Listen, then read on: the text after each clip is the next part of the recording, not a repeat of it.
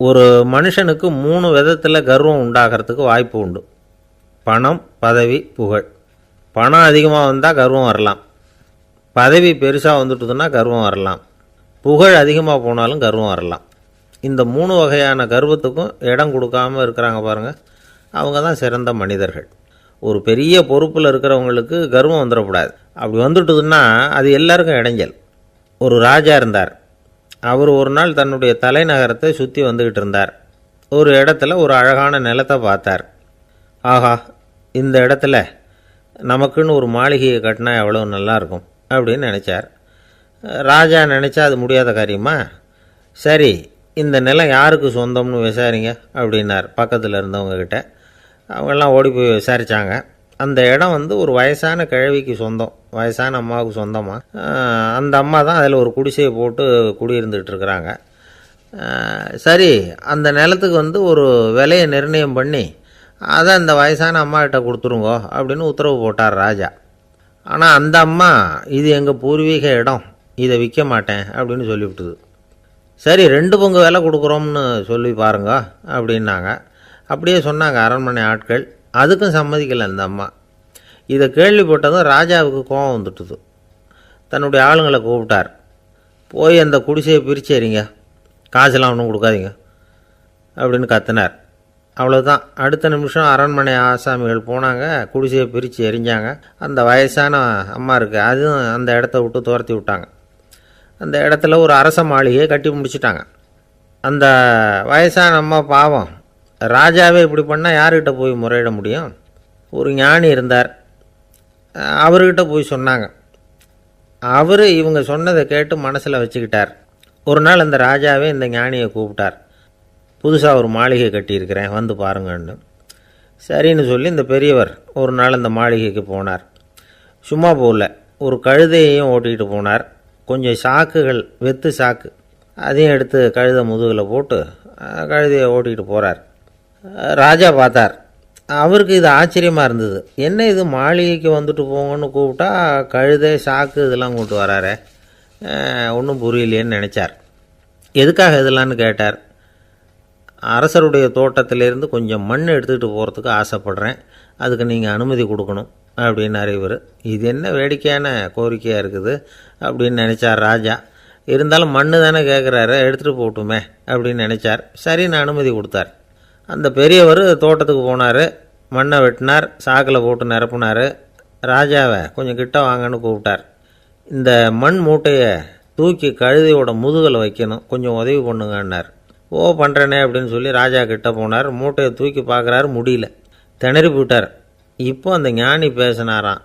அரசே, இந்த ஒரு சாக்கு மண்ணையே உங்களால் தூக்க முடியல, அந்த கிழவிகிட்ட இருந்து அந்த அக்கிரமமாக அபகரித்த இந்த தோட்டம் பூராவையும் சுமக்கணும்னு ஆசைப்படுறீங்களே, அது உங்களால் முடியுமா அப்படின்னு கேட்டாராம்.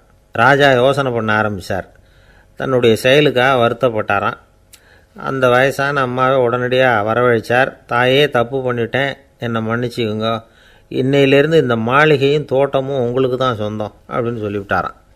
போகிறப்ப இந்த உலகத்திலேருந்து எண்ணத்தை எடுத்துகிட்டு போக போகிறோம், அதனால் ரொம்பவும் அலட்டிக்க வேண்டியதில்லை, கர்வப்பட வேண்டியதில்லை அப்படிங்கிறது ஒரு பெரிய உபதேசம். ஒரு பெரிய மனுஷன் சாக கிடந்தார், ரொம்பவும் அழுதார். ஏன் அழறீங்க அப்படின்னு கேட்டாங்க சுற்றி இருந்தவங்க. நான் சாகிறதுக்காக கவலைப்படலை, நான் நம்ம ஜனங்களுக்காக எவ்வளவோ காரியம்லாம் செஞ்சுக்கிட்டு வந்தேன். நான் செஞ்சுக்கிட்டு வந்த சேவையை இனிமேல் யார் செய்ய போகிறாங்க, அது யாரால் முடியும், அதை நினச்சி தான் அழறேன் அப்படின்னாராம். ஒருத்தர் முன்னாடி வந்தார். அதுக்காக நீங்கள் கவலைப்படாதீங்க, உங்கள் சேவையை தொடர்ந்து செய்கிறதுக்கு என்ன மாதிரி இளைஞர் பட்டாலும் தயாராக இருக்குது, இருந்தாலும் எங்கள் கவலை என்னென்னா அப்படின்னு இழுத்தார். என்ன சொல்லுங்கன்னு கேட்டார் அவர். நீங்கள் இது வரைக்கும் என்ன சேவை செஞ்சுக்கிட்டு வந்தீங்க, அதுதான் எங்களுக்கு இன்னமும் புரியாத புதிராக இருக்குது அப்படின்னாராம் அவர். இந்த காலத்து புள்ள ஒருத்தன் தன்னோட அப்பாவை பார்த்து சொன்னான். அப்பா, நான் உனக்கு உதவி செய்யலாம்னு நினைக்கிறேன், என்ன உதவி செய்யணும்னு சொல்லு அப்படின்னா. நீ சும்மா இருந்தால் அதுவே எனக்கு செய்கிற பெரிய உதவிடா அப்படின்னார் அப்பா. சும்மா இருக்கிறதும் ஒரு உதவி தான், அது மாதிரி மௌனமும் ஒரு சமூக சேவை தான் அப்படிங்கிறார் காஞ்சி பெரியவர். நமக்கு 5 புலன்கள் இருக்குது, மெய், வாய், கண், மூக்கு, செவி. இந்த 5லேயும் அதிகப்படியான வேலை எதுக்குன்னு நினைக்கிறீங்க? வாய்க்கு தான். ஏன்னா அதுக்கு 2 வேலை. இப்போ கண்ணுக்கு பார்க்குறது மட்டும்தான் வேலை, காதுக்கு கேட்குறது மட்டும்தான் வேலை, மூக்குக்கு வாசனை அறியறது தான் வேலை, உடம்புக்கு உணர்றது மட்டும்தான் வேலை. ஆனால் வாய் அப்படி இல்லை, அதுக்கு 2 வேலை. சாப்பிட்றதும் அதுதான், பேசுகிறதும் அதுதான். அதாவது வாய் ஒன்று தான் கர்மேந்திரியமாகவும் இருக்குது, ஞானேந்திரியமாகவும் இருக்குது அப்படின்னு சொல்லுவாங்க. சாப்பாட்டில் உட்காந்தா எந்தெந்த ஆகாரம் என்னென்ன ருசின்னு அறிவிக்கிற வேலையும் செய்யுது. சபையில் உட்காந்தா பாடுறது, பேசுறது, சிரிக்கிறது, இது மாதிரியான வேலையும் செய்யுது. இன்னொரு வித்தியாசம், கண்ணு, காது, மூக்கெல்லாம் ஸ்ட்ரெயின் பண்ணிக்கிட்டு வேலை செய்கிறதில்ல. ஒரு ரோஜா பூ பார்த்தா உடனே மூக்கு அப்படியும் இப்படியும் அசைய ஆரம்பிக்கிறதில்ல. ஒரு சங்கீதத்தை கேட்ட உடனே காது ஆட ஆரம்பிக்காது. ஆனால் வாய் அப்படி இல்லை, அது பேசினாலும் சரி சாப்பிட்டாலும் சரி அசைஞ்சு தான் ஆகணும். ஆக மற்றதை விட வாய்க்கு வேலை ஜாஸ்தின்னு தெரியுது. சாப்பிட்றது, பேசுறது அப்படின்னு 2 காரியம் அதுக்கு. இப்படி 2 காரியம் இருக்கிறதுனால அது 2ஐயும் பாதியாக குறைச்சிக்கணுங்கிறது கடவுள் அபிப்பிராயமாக இருக்கணும் அப்படிங்கிறார் காஞ்சி பெரியவர். ஆனால் இப்போ நாம் அப்படியே நடந்துக்கிறோம், அதுக்கு நேர்மாறாக நடந்துக்கிறோம். நாம் சாப்பிட்றதும் அதிகம், பேசுகிறதும் அதிகம், 2 வேலையையும் தேவைக்கு அதிகமாகவே செய்கிறோம். வாய் தான் ரொம்ப ஓவர் ஒர்க்குடு. அதுக்கு ஓய்வு கொடுத்தா உடம்பும் நல்லாயிருக்கும், உலகமும் நல்லாயிருக்கும். மௌன விரதம் இருக்கிறதெல்லாம் எதுக்காக நினைக்கிறீங்க? இதுக்காக தான். இந்த காலத்தில் மௌனமாக இருக்கிறவங்கெல்லாம் மகத்தான தொண்டு செய்கிறாங்க அப்படின்னு தான் சொல்லணும். சத்தம் அதிகமாக போய் தான் சவுண்டு பொல்யூஷன் வருது. அது மட்டும் இல்லை, மௌனமாக இருந்தால் சண்டை சச்சரவே வராது. மௌனம் கலக நாஸ்தி. ஆக இதுவும் ஒரு சமூக சேவை தான். நமக்கு தான் வாய் இருக்குதுங்கிறதுக்காக வசமாக சாப்பிட்றதும் தப்பு, வளவளன்னு பேசுகிறதும் தப்பு. ஒரு கருத்தை சொல்கிறதுக்கு ஒரே ஒரு சொல்லு போதும் அப்படின்னு இருக்கும்பொழுது 2 சொற்களை செலவு பண்ணாதே. எவ்வளவு சொன்னாலும் அதனால் ஒரு பயனும் விளையாது அப்படின்னு தெரிய வருமேயானால் அந்த ஒரு சொல்லையும் விரயம் பண்ணாதே அப்படிங்கிறார் ஒரு அறிஞர். எல்லா குணங்கள்லேயும் மௌனம்தான் சிறந்தது அப்படிங்கிறார் ஒருத்தர். மௌனமாக இருக்கிறது மூலமாக மற்றவர்கள் குறைகளை நம்மால் தெரிஞ்சிக்க முடியும். அதே சமயத்தில் நம்மக்கிட்ட இருக்கிற குறைகளை மற்றவங்களுக்கு தெரியாமல் மறைச்சிக்கவும் முடியுங்கிறார் அவர். உண்மைதானே? ஒரு பெரிய மேடை பேச்சாளர், பொது வாழ்க்கையில் 25 வருஷ காலமாக ஈடுபட்டிருக்கிறவர். அவர் மனைவி ஒரு நாள் சொன்னாங்க, எங்கள் வீட்டுக்காரர் 25 வருஷ காலமாக பொது வாழ்வில் ஈடுபட்டிருந்தா கூட இந்த மாதம் 10ஆம் தேதியிலிருந்து தான் மக்களுக்கு சேவை செய்ய ஆரம்பிச்சிருக்கார் அப்படின்னாங்க ரொம்ப பெருமையாக. 10ஆம் தேதிக்கு அப்படி என்ன விசேஷம் அப்படின்னு கேட்டோம். அன்னையிலேருந்து தான் அவர் மேடையில் பேசுகிறத நிறுத்தினார் அப்படின்னாங்க அந்த அம்மா. ஒரு நண்பர் அவசரமாக என்கிட்ட ஓடி வந்தார். அப்புறம் சொன்னார், என்னால் நம்பவே முடியல சார், என் பையனை அப்படி அப்படின்னு சொல்லி ஆச்சரியப்பட்டார். உங்கள் பையன் அப்படி என்ன தான் செஞ்சுட்டான் அப்படின்னு கேட்டேன். என்னால் முடியாத ஒரு காரியத்தை அவன் செஞ்சுட்டான் சார் அப்படின்னார். அது என்னன்னு தான் சொல்லுங்களேன். என்ன, 5ஆவது வகுப்பில் அவன் ஒரே தடவையில் தேறிட்டான் சார், அதாவது ஒரே அட்டம்ப்டில் பாஸ் ஆகிருக்கான் அப்படின்னார் மூச்சு வாங்க. கஷ்டப்பட்டு பரீட்சை எழுதுனது அவன், இவருக்கு ஏன் மூச்சு வாங்குது? நம்மால் செய்ய முடியாத ஒரு காரியத்தை இன்னொருத்தர் செய்யும் பொழுது அது நமக்கு ஆச்சரியமாக இருக்குது. சர்க்கஸ் பார்க்குறோம், ஒருத்தர் அந்த இடத்துல தொங்குறார், அது நமக்கு ஆச்சரியம். ஏன்னா அது நம்மால் முடியாத காரியம். நம்மால் முடியாத ஒன்றை அடுத்தவர் எளிதாக செய்யும் பொழுது நாம் மருள்வது இயற்கை. இதை தான் தொல்காப்பியம் மருட்கை அப்படின்னு சொல்லுது. இந்த வியப்பு இருக்குதே, இது 4 வகையில் ஏற்படுறதாக தொல்காப்பியம் சொல்லுது. அது என்ன 4 வகை? முதல் வகை எப்படின்னா புதுமையான அரிய செயல்களை செய்கிறது. 2வது வகை என்னென்னா பெரும் செயல்களை செய்கிறது. 3வது வகை என்னென்னா மிக நுட்பமான செயல்களை செய்கிறது. 4வது வகை என்னென்னா ஆக்கம் தரும் செயல்களை செய்கிறது. புதுமை, பெருமை, சிறுமை, ஆக்கமோடு மதினம் சாலா மருட்கை 4 அப்படிங்கிறது தொல்காப்பியம். இன்றைக்கி விஞ்ஞானம் புதுசு புதுசாக எதையோ கண்டுபிடிக்குது. ஆரம்பத்தில் அது ஆச்சரியமாக இருக்குது, அப்புறம் அது நமக்கு பழகி போடுது. வானொலி பெட்டி புதுசாக வந்தப்போ ஒரு பெட்டி பேசுதுங்கிறது எவ்வளோ பெரிய ஆச்சரியம். இப்போ யாரும் அதை ஆச்சரியமாக பார்க்குறதில்ல. மதினம் சாலா மருட்கை அப்படின்னு ஒரு சொற்றொடர் வருது பாருங்கள், அதில் கருத்தாழம் உண்டு. எதை பற்றியும் போதுமான அளவு புரிந்து கொள்ளாத போது ஒருத்தர் ஆச்சரியப்படுறார். புரிந்து கொண்ட பிறகு ஆச்சரியம் மறைஞ்சு போடுது. மிக நுட்பமான செயல்களும் நம்ம ஆச்சரியப்பட வைக்கும். ஒரு அரிசியில் ஒரு திருக்குறளை எழுதி காட்டுறாங்க, ஒரு முட்டை ஓட்டுக்குள்ளே ஓவியம் தீட்டி காட்டுறாங்க. கருங்கல் சிற்பங்களில் எவ்வளவு நுட்பமான வேலைப்பாடுகளை எல்லாம் பார்த்து ஆச்சரியப்படுறோம். இது மாதிரி ஆக்கப்பூர்வமான அரிய செயல்களை செய்கிறது கூட வியப்பை உண்டு பண்ணும். குப்பை கூலங்களை கூட வாழ்க்கைக்கு பயன்படுகிற பொருளாக மாற்றுகிறவர்கள் இருக்காங்க. அவர்களுடைய செயல் வியப்பு அளிக்குது.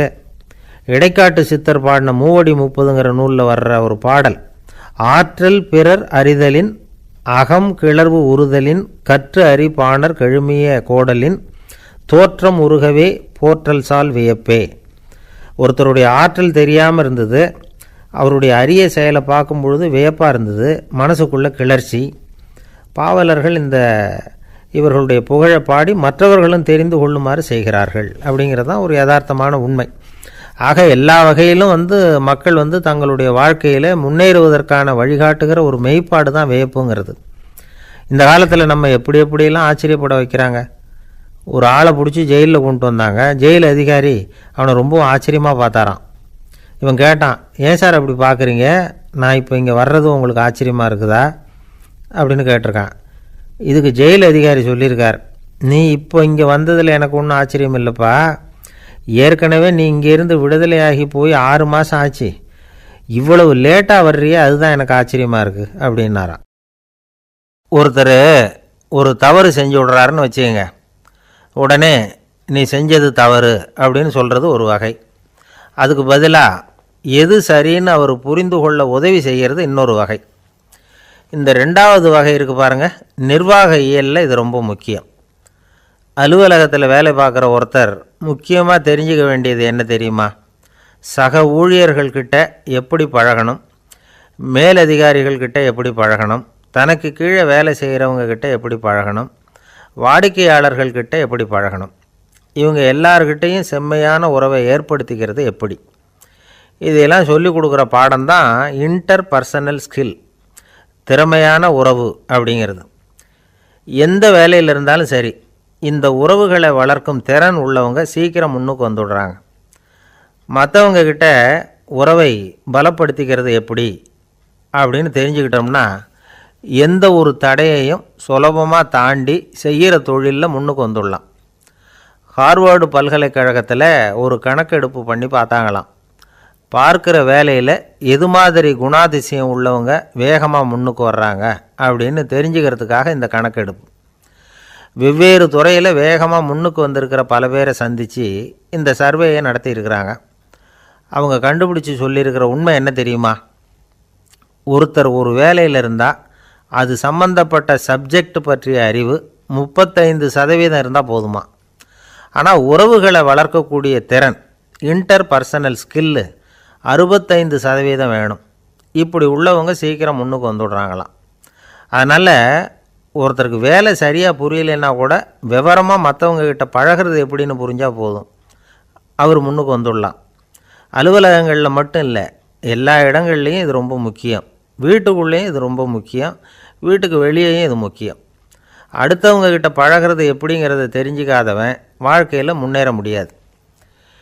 இன்றைக்கி ஆயுதங்களால் காயப்படுத்தி கொள்ளுகிறவர்களை விட வார்த்தைகளால் காயப்படுத்தி கொள்ளுகிறவர்கள் தான் அதிகம். பெரியவங்க என்ன சொல்கிறாங்க தெரியுமா? நீங்கள் இந்த பூமியில் பிறந்ததன் அர்த்தம் பூர்த்தி ஆகணும்னா அடுத்தவங்களுக்கு உதவி பண்ணுங்க. அடுத்தவங்களுக்கு உதவி செய்ய முடியாவிட்டால் கூட பரவாயில்லை, ஆனால் யாரையும் புண்படுத்தி விடாதீங்க அப்படின்னு சொல்கிறாங்க.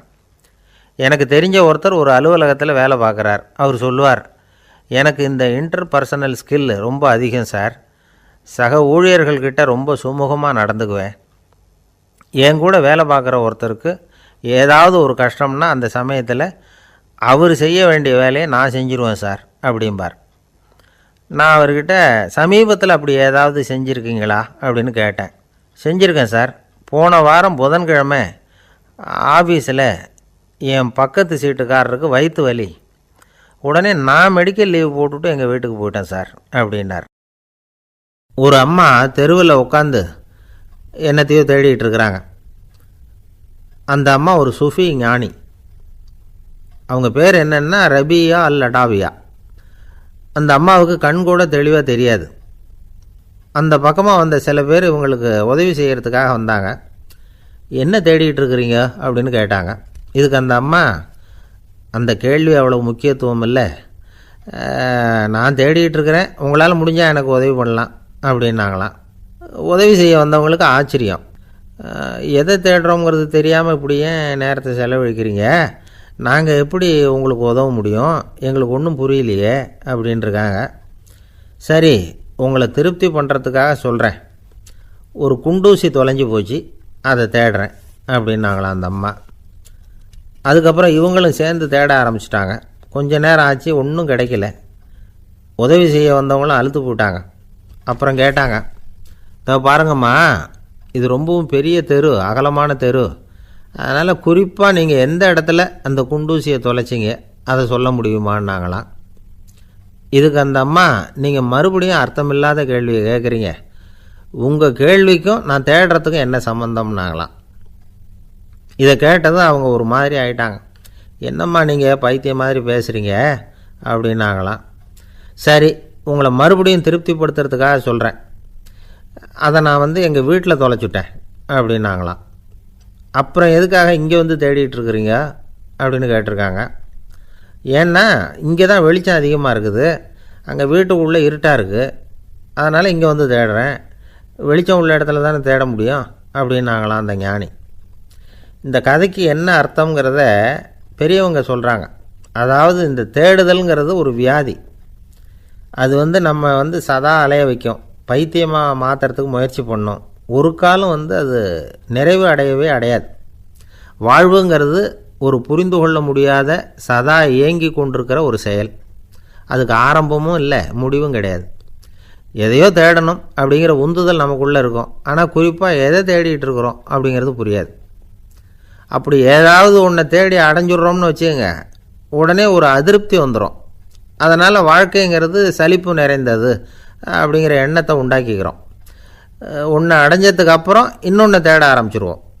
ஆக இந்த தேடல்ங்கிறது நாம் ஒன்று அடைஞ்சாலும் அடையாவிட்டாலும் தொடர்ந்து நடந்துக்கிட்டு தான் இருக்கும். இதுக்கு முடிவே கிடையாது. இந்த உண்மையை நாம் நல்லா புரிஞ்சுக்கணும் அப்படிங்கிறது பெரியவங்களுடைய கருத்து. ஏழையும் தேடுறான், பணக்காரனும் தேடுறான், நோயாளியும் தேடுறான், நோய் இல்லாதவனும் தேடுறான், அதிகாரம் உள்ளவனும் தேடுறான், அதிகாரம் இல்லாதவனும் தேடுறான், முட்டாளும் தேடுறான், அறிவாளியும் தேடுறான். ஆனால் யாரும் இதை தான் தேடி சாதிக்க போகிறோம், இதுதான் முடிவு அப்படின்னு திட்டவட்டமாக சொன்னதில்லை. ஒன்று அடைஞ்சதும் இன்னொன்று தேட ஆரம்பிச்சிடுறாங்க, அவ்வளோதான். அதாவது உங்களின் தேடுபவர் உங்கள் உள்ளே தான் இருக்கிறார், அவரை தேடி கண்டுபிடியுங்கள். இதுதான் ஞானிகள் நமக்கு சொல்லுகிற ஒரு ஆலோசனை. நம்மால் ஒருத்தன் ஜெயிலில் இருந்தான். இன்னொரு கைதி அவனை பார்த்து கேட்டான், ஏன்பா உன்னை பார்க்குறதுக்கு வெளியிலேருந்து யாருமே இங்கே வர்றது இல்லையே, உனக்கு சொந்தக்காரங்களே கிடையாதா அப்படின்னு கேட்டானா. ஏன் இல்லை, எனக்கு சொந்தக்காரங்க நிறைய பேர் உண்டு, அவங்க என்னை பார்க்க வராததுக்கு காரணம் வேற அப்படின்ட்டுருக்கான் இவன். என்ன காரணம்னு கேட்டான் அவன்.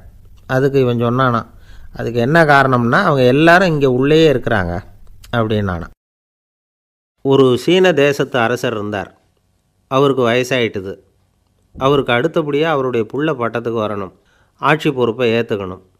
ஒரு நல்ல தலைவனுக்கு இருக்க வேண்டிய பண்புகள்லாம் தன்னுடைய மகனுக்கு இருக்கணும்னு விரும்பினார் அந்த அரசர். அதனால் இளவரசனை பக்கத்தில் இருந்த ஒரு குரு கிட்ட அனுப்புனார். இளவரசன் அவர்கிட்ட போய் சேர்ந்தான். அந்த குரு என்ன பண்ணார் தெரியுமா, இவனை பார்த்து சொன்னார், இதை பாருப்பா, நீ என்ன பண்ணுற, இப்போவே பக்கத்தில் இருக்கிற காட்டுக்கு போ, நடுக்காட்டில் போய் ஒரு இடத்துல உட்காந்துக்கோ, அங்கே என்னென்ன சத்தம்லாம் உன் காதில் விழுதுன்னு கவனித்து கேளு, உன் காதில் விழுந்த ஓசைகள் என்னென்னங்கிறத என்கிட்ட வந்து சொல்லு, அதுதான் எனக்கு தெரியணும், உனக்கு வேலையும் அதுதான் அப்படின்னு சொல்லி அனுப்பி வச்சுட்டார். இளவரசன் காட்டுக்கு போனான். குரு சொன்னபடியே ஒரு இடத்துல உட்காந்து கவனித்து கேட்டான். அதுக்கப்புறம் குருக்கிட்ட திரும்பி வந்தான். என்னென்ன சத்தம்லாம் கேட்ட அப்படின்னு கேட்டார் குரு. குருவே, காட்டில் நான் பறவைகள் சத்தம்லாம் கேட்டேன், மிருகங்களின் ஓசையையும் கேட்டேன், இதை தவிர இடி மின்னல் மழை இதுகளோட சத்தத்தையும் கேட்டேன் அப்படின்னா. குரு யோசனை பண்ணார், நீ இன்னமும் சரியாக கேட்கல, அதனால் மறுபடியும் காட்டுக்கு போ, கொஞ்ச நாள் தங்கியிருந்து கேட்டுட்டு வா அப்படின்னார். இளவரசனுக்கு ஒன்றும் புரியல. இருந்தாலும் குருவின் கட்டளையாச்சே, மறுக்க முடியுமா? உடனே அவன் மறுபடியும் காட்டுக்கு போனான். ஒரு இடத்துல உட்காந்தான். கொஞ்ச நேரம் உன்னிப்பாக கவனித்து கேட்டான். சில நாள் கழித்து குருக்கிட்ட திரும்பி வந்தான். குருவே, இந்த தடவை சில துல்லியமான சத்தங்களை எல்லாம் கேட்டான். தேனீ பறக்கிற சத்தம், நீரோடையின் மெல்லிய ஓசை, இதெல்லாம் கேட்டேன்னா. குரு சிரித்தார். நீ மறுபடியும் காட்டுக்கு போ, இன்னும் சில நாள் அங்கே இரு, முழுமையாக கவனமாக கேட்டுக்கிட்டு வா அப்படின்னு சொல்லி அனுப்பி வச்சுட்டார். இளவரசனுக்கு குழப்பம் அதிகமாகிட்டுது. ஒன்றுமே புரியல. மறுபடியும் காட்டுக்கு போனான். மௌனமாக ஒரு இடத்துல உட்காந்துட்டான். அப்படியே தியானத்தில் ஆழ்ந்துட்டான். சில நாளில் அவனுக்கு இதுவரை கேட்காத ஓசைகள்லாம் கேட்க ஆரம்பிச்சிட்டுது. இதைத்தான் நான் கேட்கணும்னு என்னுடைய குரு எதிர்பார்த்துருக்கிறாருங்கிறத புரிஞ்சுக்கிட்டான். உடனே குருக்கிட்ட ஓடனான். குருவே, இந்த தடவை காதுகளுக்கு கேட்க முடியாத சில ஓசைகளை கூட என்னால் உணர முடிஞ்சுது. பூ மலருகிற ஓசை, சூரியனால் பூமி சூடாகிறப்போ எழுகிற ஓசை, காலை பனித்துளி இந்த புல்லுலாம் குடிக்கிற ஓசை, இது எல்லாம் என்னால் நல்லா கேட்க முடிஞ்சுது அப்படின்னா. குருவுக்கு இப்போ தான் திருப்தி ஏற்பட்டு தான் இளவரசனை பார்த்து சொன்னார், இதை பாருப்பா, இப்போ தான் நாட்டை ஆளுகிற தகுதி உனக்கு வந்திருக்குது அப்படின்னு சொல்லி அதுக்கு விளக்கமும் கொடுத்தாராம்.